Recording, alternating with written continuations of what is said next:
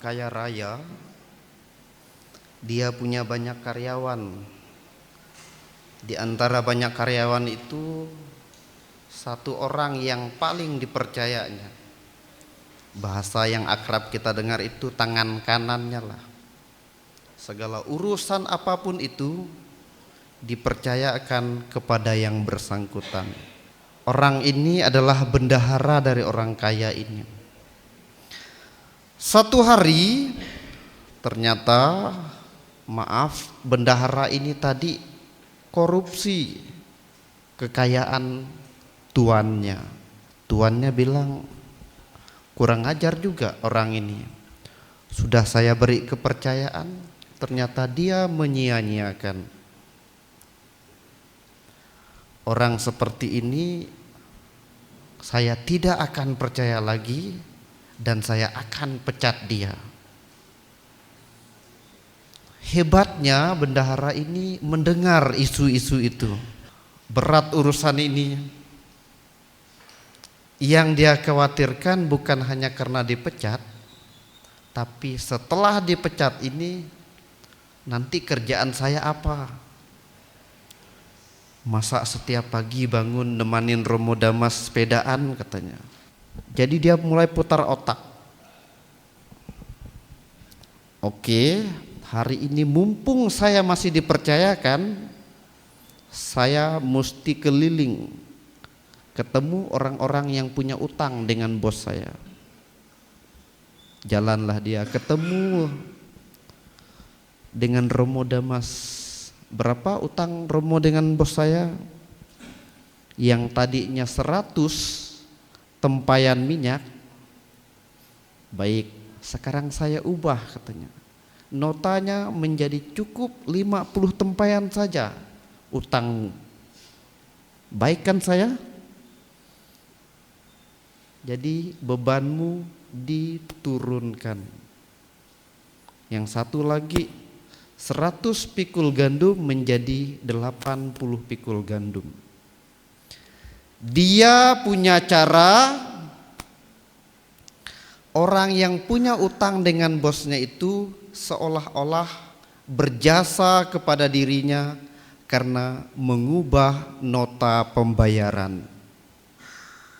Jadi hebatnya dia karena akan dipecat, jadi memikirkan masa depan.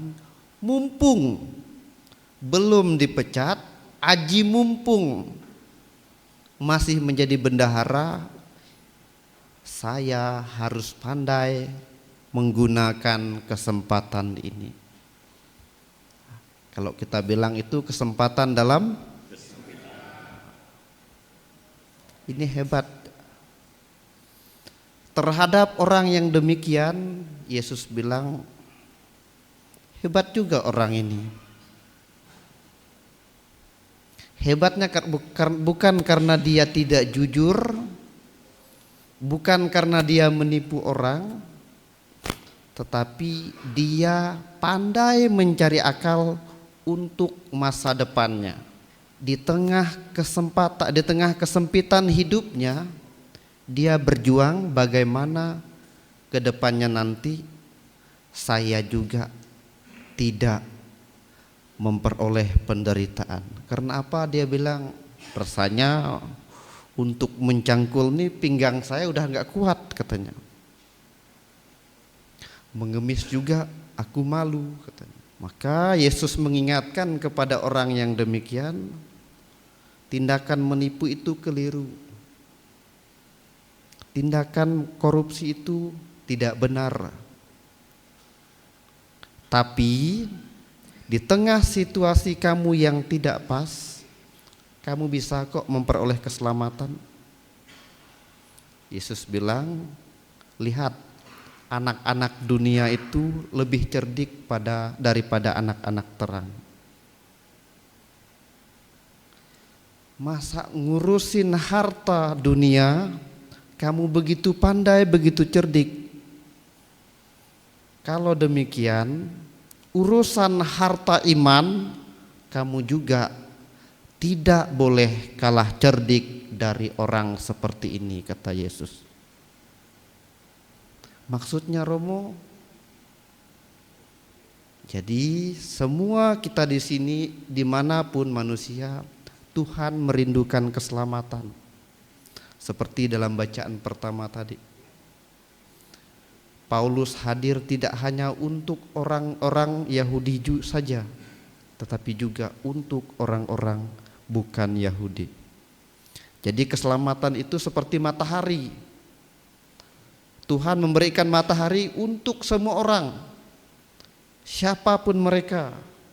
Entah Romo Damas yang keren dan ganteng ini misalnya atau ibu bapak juga yang tidak kalah keren dan gantengnya. Yang jelas matahari dan hujan dinikmati dan layak untuk semua orang. Begitupun keselamatan. Sesalah apapun, seberdosa apapun, kalau orang itu mau kembali, tangan pengampunan Tuhan terbuka menyambut. Maka Yesus mengingatkan, belajarlah dari bendahara yang cerdik ini tadi. Jadi kecerdikan kita ini bukan semata untuk mengurus harta duniawi, tetapi harta iman juga perlu kecerdikan. Di sini saya yakin bapak-bapak semua diberi pelatihan, diberi kesempatan untuk banyak menggali kekuatan-kekuatan iman. Sehari berapa kali baca kitab suci? Yang 10 kali angkat tangan. Yang 1 kali? Oke. Ini kesempatan. Walaupun kita berada di sini, saya diberi kesempatan untuk memperdalam iman. Kalau bendahara yang tidak jujur tadi, di dalam kesempitannya yang akan dipecat, dia memaksimalkan sedapat mungkin. Hidup saya ke depan itu tidak bergantung dengan orang. Kalau kita berpikir sedapat mungkin, kita pun layak memperoleh keselamatan. Karena zaman sekarang banyak orang yang lebih memilih malu di hadapan sesama ketimbang malu di hadapan Tuhan. Sebenarnya catatan yang penting kan kita lebih memilih malu di hadapan Tuhan ketimbang malu di hadapan sesama. Jadi apapun yang kita hadapi, kita jalani hari ini, jangan merasa sendirian. Percayalah, keselamatan itu untuk semua orang. Yang kedua, kesempatan apapun yang kita alami adalah dapat kita membantu kita untuk memperoleh keselamatan, dapat mengajak kita untuk memelihara iman yang dipercayakan kepada kita. Amin semuanya. Amin. Tuhan memberkati. Bunda Maria mendoakan kita semua. Amin. Amin.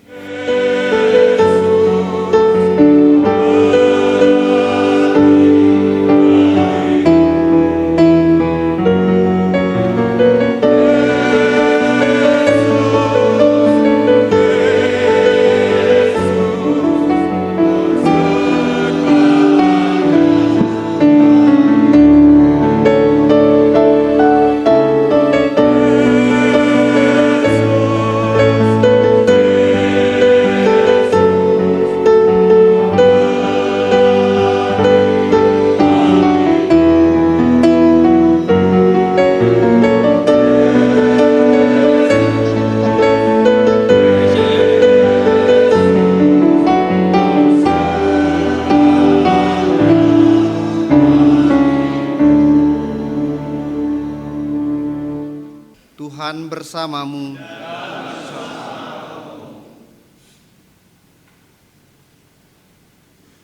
Kita semua orang-orang yang kita ingat dalam intensi misa ini, juga tugas pekerjaan kita selanjutnya senantiasa dibimbing dan diberkati oleh Allah yang Maha Kuasa, Bapa dan Putra dan Roh Kudus. Amin.